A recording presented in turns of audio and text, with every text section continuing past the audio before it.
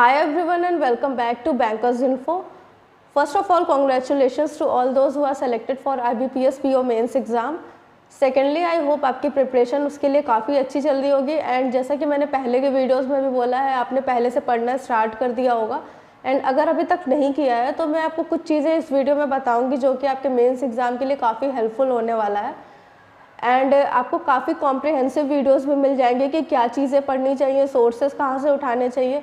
लेकिन मैं उन सब चीज़ों के बारे में इस वीडियो में डिस्कस नहीं करूँगी। मैं ये डिस्कस करूँगी कि क्या चीज़ें नहीं करनी चाहिए, क्योंकि सब कोई ये बताता है कि क्या पढ़ना चाहिए, कैसे पढ़ना चाहिए, कितने मार्क्स लगाने चाहिए, क्या परसेंटाइल होना चाहिए, सोर्सेज क्या क्या हम लोग उठा सकते हैं।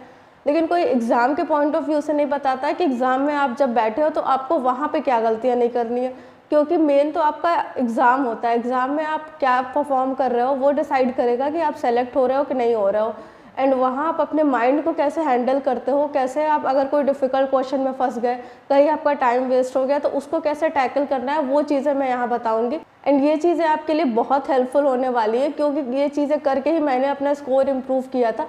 एंड जब मैंने IBPS PO mains first time attempt किया था तो उस समय मैंने 3 से 4 मंथ की प्रिपरेशन की थी एंड उतने कम प्रिपरेशन में मुझे उतना आइडिया नहीं लग रहा था कि कैसे मैं इसको अटैम्प्ट करूँगी, कैसे मेरा जाएगा पेपर। एंड इसी कन्फ्यूजन में मैंने पेपर और ख़राब कर दिया था एंड मेरा मेयरली 40 मार्क्स बने थे किसी तरह।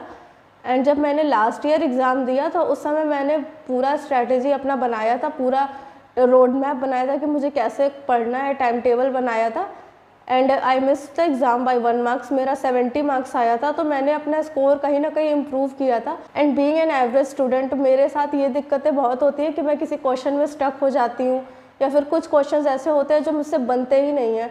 तो ये चीज़ें कैसे हैंडल करना है एग्ज़ाम में, तो 3 चीज़ें आपको एग्ज़ाम में बहुत ज़्यादा ध्यान देनी है।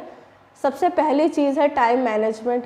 टाइम मैनेजमेंट आपको कोई नहीं सिखाएगा, आपको खुद सीखना होगा एंड वो चीज़ आप मॉक्स से सीखोगे। आप जब मॉक्स लगाओगे तो आपको पता चलेगा कि आपको किस क्वेश्चन में कितना टाइम देना है।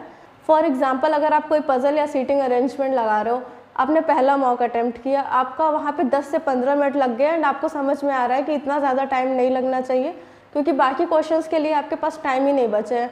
तो फिर आप उसके बाद जब दूसरा मॉक लगाओ तो आप उस पज़ल को ना करके पहले बाकी छोटे क्वेश्चंस करो, उसके बाद लास्ट में पज़ल उठाओ। तो ये चीज़ें आप जब खुद करते रहोगे, मॉक लगाते रहोगे, तो आपको आइडिया लगेगा कि आपको टाइम मैनेज कहाँ कैसे करना है एंड ये सबसे ज़्यादा इंपॉर्टेंट होता है, क्योंकि अगर आप ये चीज़ करना सीख जाओगे तो फिर आपके लिए ये ईजी हो जाएगा, स्पेशली आपके अटैम्प्ट्स इम्प्रूव हो जाएंगे। दूसरी चीज़ है एक्यूरेसी। इसमें कुछ क्वेश्चंस 2 मार्क्स के होते हैं, वहाँ आप गलत कर दोगे तो 0.5 मार्क्स आपका सीधे सीधे डिडक्ट हो जाएगा। जीए में ज़्यादातर लोगों का 10 से 15 गलतियाँ हो जाती है, मेरी भी खुद होती है, मेरे तो 20-20 गलतियाँ मैं करके आ जाती हूँ। तो वो चीज़ें मुझे इम्प्रूव करनी है एंड वो चीज़ मैं आपको भी सजेस्ट करूँगी कि वो चीज़ आप गलती ना करो। जीए में जितना आ रहा है उतना करो। थोड़ा बहुत एक होता है कि ऑप्शन एलिमिनेशन का टेक्निक होता है, बहुत लोग इसको यूज़ करते हैं, तो वो भी आप कर सकते हो, बट बहुत ज़्यादा इस पर रिलाई करके मार्क करके मत आओ। अगर आपको श्योर लग रहा है तो आप मार्क करो, नहीं लग रहा है तो मत मार्क करो। तो सेकेंड चीज़ हो गई एक्यूरेसी, आपको अपनी ध्यान देनी है। आपको जितना आ रहा है आप उतना करो, नहीं आ रहा है तो गेस वर्क तो मेंस में गलती से भी नहीं करना होता है एंड अगर आप कर भी रहे हो, स्पेशली लोग जीए में गेस वर्क करते हैं, तो बहुत ज़्यादा ना करो, 2-3 करो, बहुत ज़्यादा मत करो। अभी थर्ड पॉइंट की बात कर लेते हैं। थर्ड पॉइंट ऐसा एक पॉइंट है जो डिसाइड करता है कि आपका एग्ज़ाम क्लियर होगा कि नहीं क्लियर होगा। आप इस चीज़ को हैंडल करना सीख जाओगे तो फिर आपके लिए एग्ज़ाम क्लियर करना बहुत ईजी हो जाएगा। तो ये होता है सिलेक्शन ऑफ क्वेश्चन। ये बहुत ज़्यादा इंपॉर्टेंट होता है क्योंकि इसकी इंपॉर्टेंस मैंने जब पहली मेंस दी थी तब देखा था। मैंने वहाँ पे लॉजिकल रीजनिंग के क्वेश्चन ज़्यादा कर दिए थे एंड मेरे रीजनिंग के बहुत मार्क्स कटे थे। मैथ्स में मैंने कुछ इजी क्वेश्चन स्किप कर दिए थे, वो लास्ट में रह गए थे, मैं शुरू के क्वेश्चंस में फंसी रह गई थी। इंग्लिश में मैंने आरसी में ज़्यादा टाइम दे दिया था। जीए में मैंने इतना ज़्यादा कर दिया था कि नेगेटिव मार्किंग करते करते मेरा 1 मार्क्स आया था। तो ये गलती हुई थी सिर्फ और सिर्फ सिलेक्शन अच्छे से ना करने की वजह से। तो ये बहुत ज़्यादा ज़रूरी होता है। सिलेक्शन ऑफ क्वेश्चन में सबसे पहले हम जीए की बात करते हैं। जीए में आप वही क्वेश्चन करो जो आपको एकदम अच्छे से आता है, नहीं आता है तो उसको स्ट्रेट वे स्किप कर दो। सेकेंडली, रीजनिंग में आप पजल्स कर रहे हो ठीक है, लेकिन पजल्स और सीटिंग अरेंजमेंट पे पहले मत जाओ, स्पेशली वो जो 2 मार्क्स वाले होते हैं। 2 मार्क्स वाले पे अगर आप शुरू में अटक गए तो फिर वो आपके पूरे एग्जाम पे इम्पैक्ट करेगा एंड IBPS PO मेंस में सबसे पहला सेक्शन रीजनिंग का ही ओपन होता है। तो वहाँ आप अगर गड़बड़ कर दोगे तो पूरे पेपर में आपका मोटिवेशन डाउन हो जाएगा। तो आप ये चीज़ ध्यान रखो कि 2 मार्क्स वाले क्वेश्चन पहले नहीं उठाने हैं, and puzzles and seating arrangement जो बड़े वाले होते हैं वो सब भी पहले नहीं उठाने हैं।